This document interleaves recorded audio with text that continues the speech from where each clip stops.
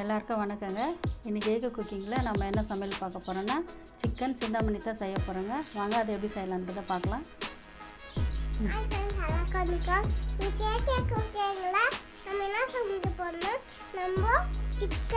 சிந்தாமணி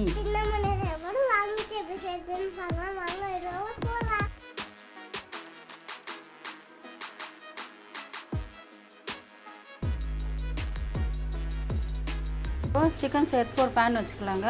அதில் கொஞ்சமாக எண்ணெய் ஊற்றிக்கலாம். இப்போ எண்ணெய் சூடாகிடுச்சுங்க. வெங்காயம் சேர்த்துடலாம்.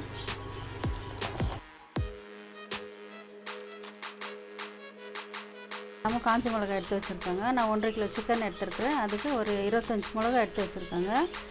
அதை இப்போ நம்ம இந்த காம்பு எடுத்துகிட்டு இதை பாதியாக உடைச்சிட்டு விதெல்லாம் எடுத்துடலாம். விதெல்லாம் எடுத்துகிட்டு தாங்க செய்யணும், விதையோடு போடாதீங்க. பாருங்கள், காம்பு எடுத்துகிட்டு பாதியாக உடைச்சி இது போட்டுக்கலாங்க. நான் எல்லாம் க்ளீன் பண்ணிவிட்டு காமிக்கிறேன்.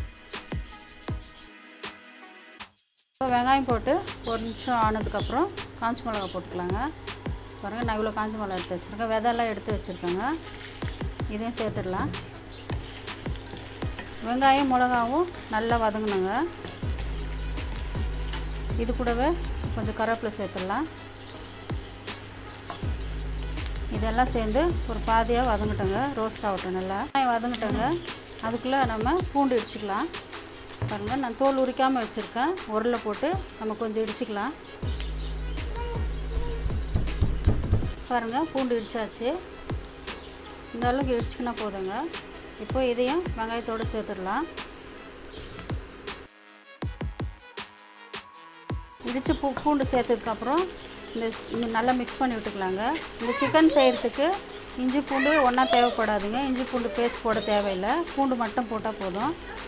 பாருங்கள், மிளகா, வெங்காயம், பூண்டு, கருவேப்பிலை எல்லாம் நல்லா வதங்கி வந்துடுச்சு. இப்போ சிக்கன் சேர்த்துடலாம்.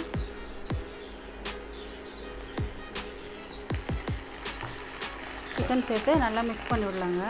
வேறு எந்த மசாலாவும் தேவைப்படாதுங்க. மிளகாத்தூள், தேங்காய் இதெல்லாம் எதுவும் தேவைப்படாதுங்க. சிம்பிளாக செஞ்சிடலாம். ஈஸியாக செய்யக்கூடிய டிஷ்ஷுங்க இது. நல்லா மிக்ஸ் பண்ணி விட்டதுக்கப்புறம் ஒரு 2 நிமிஷம் க்ளோஸ் பண்ணி விட்டுக்கலாங்க.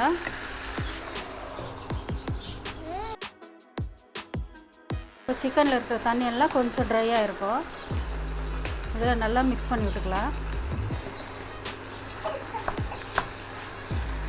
கொஞ்சமாக தண்ணி சேர்த்துக்கலாங்க. தண்ணி சேர்த்ததுக்கப்புறம் மறுபடியும் மிக்ஸ் பண்ணி விடலாம். இந்த சிக்கனுக்கு தண்ணி அதிகமாக ஊற்றிடாதீங்க, கொஞ்சமாக ஊற்றுங்க. இதிலே வெந்துடும் சிக்கன். தண்ணி ஊற்றுனதுக்கப்புறம் இந்த சிக்கனுக்கு தேவையான அளவு உப்பு நான் எடுத்து வச்சுருக்காங்க. இதை சேர்த்துக்கலாம். சிக்கன் வெந்திருக்கான்னு பார்க்கலாங்க. ஒரு பாதி பாயிலாக இருக்குதுங்க. இப்போ கொஞ்சமாக மஞ்சள் தூள் சேர்த்துக்கலாம். கொஞ்சமாக தனியாத்தூள் சேர்த்துக்கலாங்க. நான் ஒரு ஸ்பூன் மிளகுத்தூள் சேர்க்குறேங்க. இது ஆப்ஷனல் தான். உங்களுக்கு தேவைப்பட்டால் சேர்த்துக்கோங்க, இல்லைன்னா ஸ்கிப் பண்ணிவிடுங்க. இதையும் சேர்த்து நல்லா மிக்ஸ் பண்ணி விட்டுக்கலாம். மிளகுத்தூள் சேர்க்குறதுனால டேஸ்ட் ரொம்ப நல்லா இருக்குங்க. அதுக்காக போட்டிருக்குறேன். இப்போது சிக்கன் இன்னும் கொஞ்சம் பாயில் ஆகணுங்க. நல்லா மிக்ஸ் பண்ணி விட்டுட்டு மூடி வைக்கலாம். சிக்கன் நல்லா வெந்திருக்கு. தண்ணியெல்லாம் ஃபுல்லாக ட்ரை ஆகிடுச்சு. சிக்கன் நல்லா வெந்திருக்கு பாருங்கள்.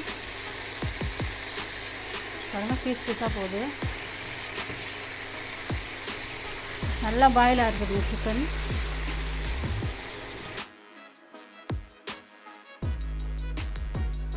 பாருங்கள், சிக்கன் சிந்தாமணி எவ்வளோ சூப்பராக ரெடியாக இருக்குது.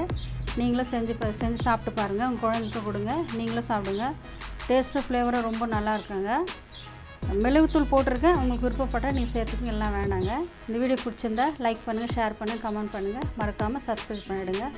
நன்றி, வணக்கம், பாய்.